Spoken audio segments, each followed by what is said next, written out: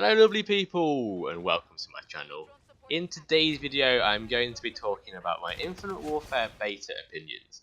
Now I know it's been about a week or so since the beta did end, but I've gone through the gameplay that I had and collected my thoughts a little bit to give some actual opinions on the game in reflection of the beta that we all played. Now you may notice the gameplay on your screen just changed quality a little bit. This is because on the first day I didn't turn off the film grain and the motion blur feature, and the second day I did. I fiddled with it a little bit, turned the motion blur all the way off and the film grain nearly all the way down, added like 1 or 2 points to it. I don't really see the point in having these settings in the game, it just makes it less clear to me and the colours are a lot more vivid with it off.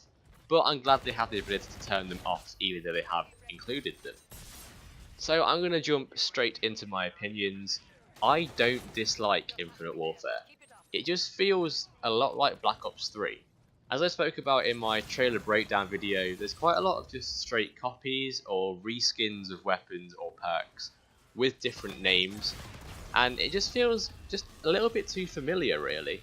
When you get a new COD, I like it to feel familiar in the sense that it has things that you know and love, such as faster reload or quick draw, stock, things like that. But not feel exactly the same and like it's just a continuation of the same game.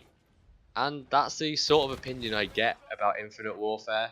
Whilst I do enjoy playing it, like I enjoy playing Black Ops 3, it doesn't feel that much different, like just a tweaked version of Black Ops 3, and maybe not quite as good in some ways, but I still enjoy playing it. Now, most of these things I'm going to say in this video do sound like complaints, but they're simply things that I hope can get tweaked a little bit for the full release of the game. I have pre-ordered the game and I will be playing it as well as COD Remastered when it comes out. Also, please remember that this is just my opinion. If you disagree with anything that I say, feel free to leave a comment down below giving your explanation as to why, and you might change my mind. Who knows? I might have a different opinion on it. I might not have tried something fully and I might just be wrong. But these are my opinions at the moment based off the one weekend that I managed to play on Xbox Beta. So let's get into sort of my general list of things that I wasn't too keen on and things that I liked. First off, the movement. Now, although it is the same as Black Ops 3, it's a lot slower and honestly it's just not used that much. Which isn't really a problem. It shouldn't be like Advanced Warfare where as soon as you start getting shot at, you can just launch yourself into space. To infinity and beyond! But at the same time it feels slightly more awkward and less intuitive to use than it did when Black Ops 3 came out. Also an interesting point is during the Black Ops 3 launch trailers they emphasised so heavily about the chain-based movement system and momentum and keeping going. And while playing Black Ops 3, if you utilise this properly and do chain your movements together, you can move around the map so ridiculously quickly, you can flank enemies and you'll have so much more fun if you use them just to move around. Obviously in gunfights they don't always work, and that's not necessary. Gunfights should just be head on, but if you use them to move around the map quickly, you can get it done extremely efficiently. Yet in Infinite Warfare there is a perk called Momentum, and you're thinking at this point, brilliant, it's the same thing, they want to keep the momentum going, get that chain-based movement system to move around the map, and you can get there even quicker with a perk that increases your speed through momentum. Wrong. Momentum is a perk that increases your speed only whilst you're running. So what they are doing is they are literally discouraging you actively from using the chain-based movement system. If you jump, if you wall run, if you slide, it resets the speed that you build up through momentum while sprinting. I don't get what the point of this is. Why advertise it as a chain-based movement system and then say, yeah, but if you stay on the ground and run, you might get there faster by using this perk that keeps you going. I just don't really see the point of it. Side note, most of the maps don't have that many opportunities to actually take massive advantage of the movement either. That's not really a problem necessarily, and there shouldn't be too many levels to a map. There shouldn't be 3, 4, 5 stories because that's just crazy. But the advanced movement felt just a little bit pointless for most situations. There were a couple of times when you'd use it and it would be alright to get onto like a box or something like that, onto a platform area.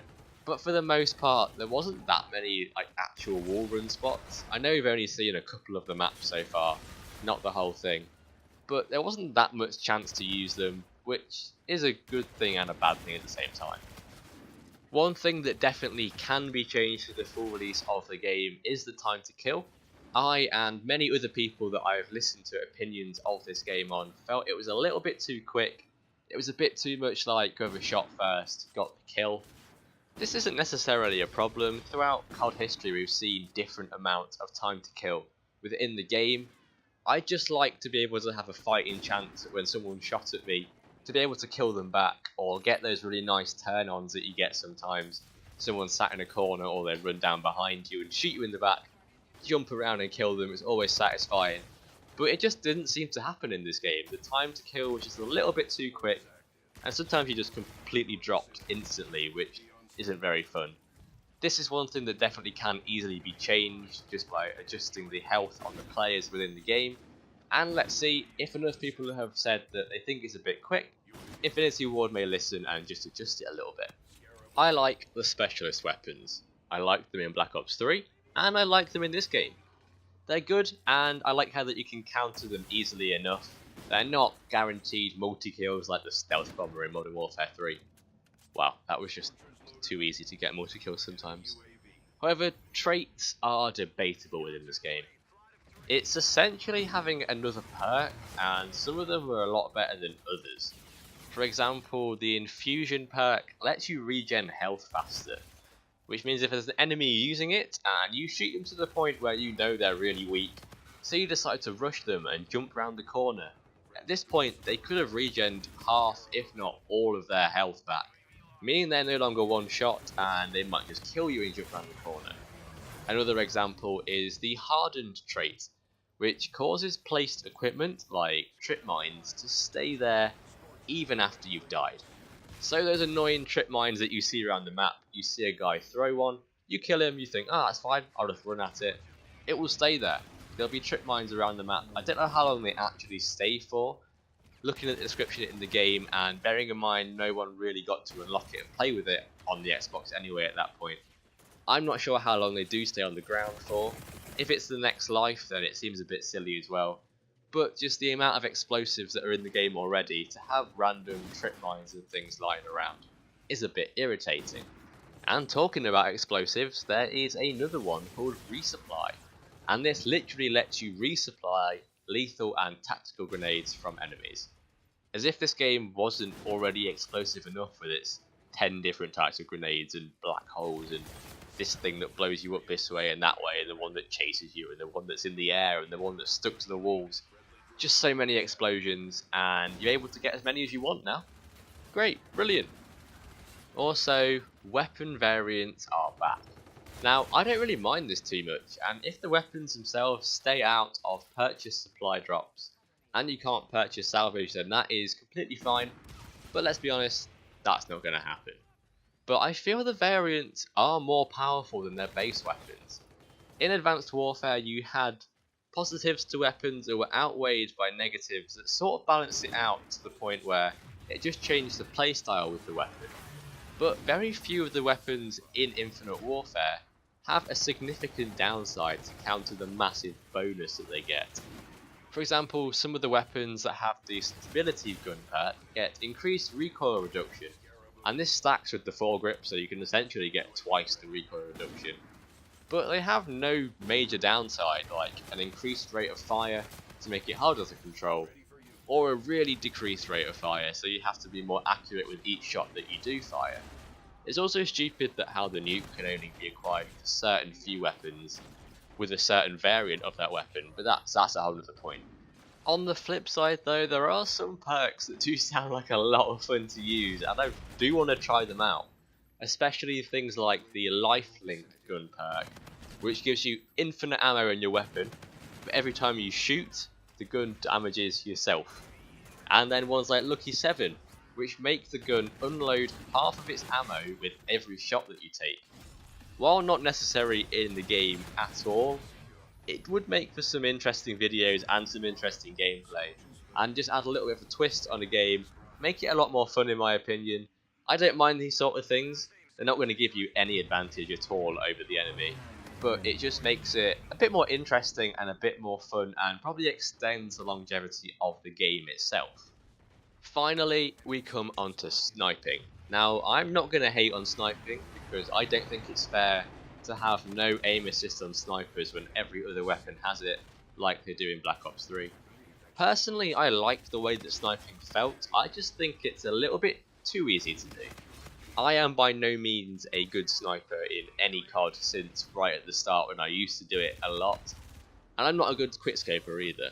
I used to try, and I still do try, to use the snipers just for a bit of fun. But any clips that I get that get a lot of kills in a row, they are 50% luck or so. In Infinite Warfare, the sniping was easy. And it means that people that are good at sniping will find it super easy. It doesn't necessarily become a problem until you're using a shotgun or an SMG and you're in a gun battle where you should definitely win that and you're dying every time because someone's got a good shot with a sniper rifle.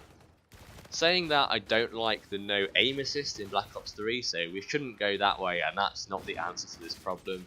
I just think they need tuning a little bit, maybe add a bit more sway, just so it's not so deadly accurate and guaranteed one-hit kills. I mainly use the KBS longbow, and I was getting so many one-shot one-kills with that, quickscoping shots that I didn't think would hit myself. It was just a bit silly sometimes. They need tuning a little bit, but not too much because that would just be ridiculous. So I hope you guys have liked this video. If you have, feel free to drop a like below. Leave a comment on your opinions on the Infinite Warfare beta. I would be interested to hear what you guys think, if you agree or disagree with any of the points that I've made in this game. I haven't gone over every single aspect of the game, things like perks and score streaks and weapons and things like that. They weren't really necessary for this video. I just wanted to go over some of the major things that I was a little bit wary about in this game. If you have enjoyed this video, feel free to subscribe for more content coming. I will be playing Infinite Warfare, as well as COD Remastered, and some other games I'm still really enjoying, Forza Horizon 3 and GTA a lot at the minute.